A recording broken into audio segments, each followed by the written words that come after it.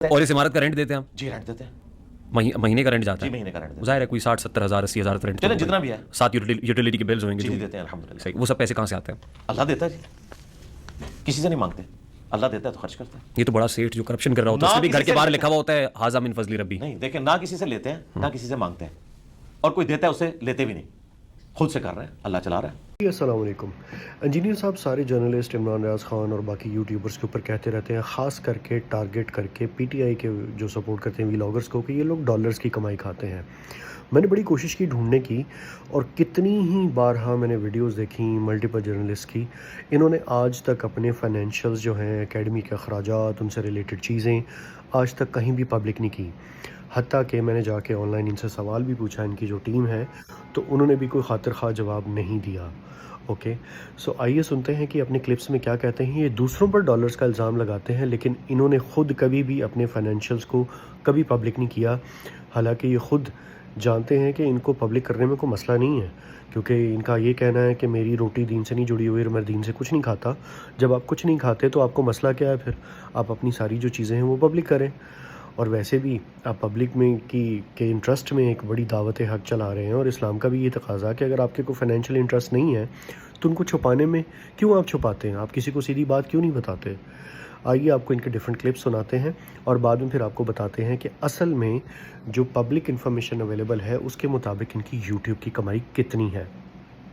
अब यूट्यूब से करोड़ों रुपए कमाते हैं, वो कहाँ जाते हैं? वो अल्लाह के बैंक में चले जाते हैं, मेरे पास कोई नहीं आते। यही मैं कहूँगा, मेरे पास नहीं आते, वो अल्लाह के पास जा रहे हैं।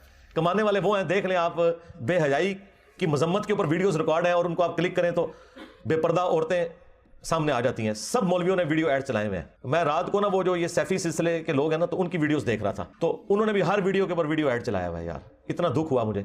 हाँ, ये जो मदनी चैनल वाले हैं, पापा जानी, इनकी वीडियो पे ऐड नहीं चलता, वो इस चीज़ का एहतमाम करते हैं। या डॉक्टर स्टार साहब का चैनल है। बाकी तो तारिक जमील साहब ने मेरे कहने पे उस वक्त वीडियोस हटा दी थी, अब फिर दोबारा से उन्होंने लगाई हैं या उनके मानने वालों ने लगा ली हैं।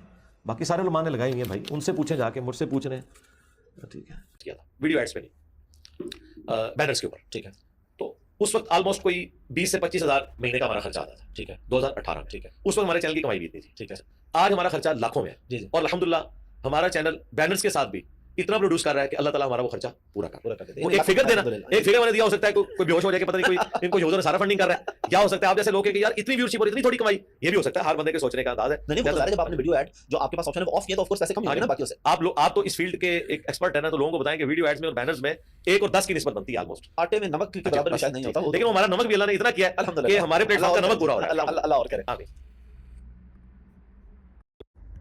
तो क्या जी, सवाल ये है कि वो सही बुखारी की हदीस है ना कि गुनाह वो जो तेरे दिल में खटके और तुझसे मोहतात रहे कि लोग इसमें मुतल्ला हों। तो मेरी रिक्वेस्ट है अली भाई से और उनकी एकेडमी की शूरा से कि आपकी जितने भी फाइनेंशियल्स मैटर है ना, चाहे वो यूट्यूब की इनकम है या बायस को फंडिंग है, जिस तरह भी इसको मैनेज करते हैं, तो सारी फाइनेंशियल्स को आप मंथली अपने ahlesunnatpak.com के ऊपर इसको पब्लिश करें। थर्ड पार्टी क्वार्टरली या 6 महीने बाद या 7 माह उसको ऑडिट करवाएं। क्यों करें? क्योंकि वो कहते हैं कि मैंने दीन से कोई रोटी नहीं लेनी, ऐसे ही नहीं तो नहीं, वो नहीं लिए तो वो आपको नहीं, वो इस चीज़ के पाबंद हैं, वो इस चीज़ के पाबंद हैं क्योंकि उन्होंने ये दावा किया है कि हम दीन से कोई रोटी नहीं खाते। ठीक है, तो भाई दावा किया ना, तो आप सही बुखारी की हदीस क्या कहती है? सही बुखारी की हदीस क्या कहती है? एक मिनट बाद उन्हें वो हदीस मैंने सुन लिया, मुझे ये बताएं, दावा उन्होंने किया है, अगर वो दावे में झूठे हैं तो साबित आपने करना है कि वो झूठे हैं दावे।